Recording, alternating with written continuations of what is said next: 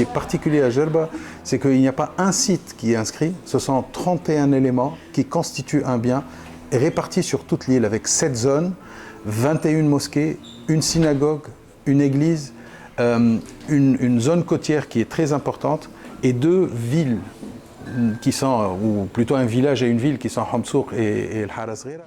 Tu parlais de l'Aghrib, mais finalement aujourd'hui nous avons aussi d'autres mosquées que nous pouvons visiter. Il y a d'autres sites cultuels que nous pouvons visiter, comme la mosquée Sidi Yeti, qui est devenue aujourd'hui le 2e endroit le plus visité de Jerba et qui commence à être de plus en plus visité par les touristes. Les festivals, on dirait que c'est un très grand problème dans toute la Tunisie. Les festivals aujourd'hui, on ne peut pas les faire uniquement orientés vers les touristes, ils doivent être faits pour tout le monde. Il faut que ça intéresse les habitants, il faut que ça amuse les habitants, il faut que ça mette la joie dans la destination pour que ça puisse attirer des touristes. Si ce n'est pas authentique, si c'est folklorique, ça ne reste pas intéressant.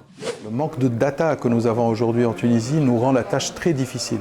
Il faut accéder à ces data, il faut savoir où est-ce que le touriste se déplace, où est-ce qu'il va, quelles sont les activités qui l'intéressent, est-ce qu'il est satisfait ou pas.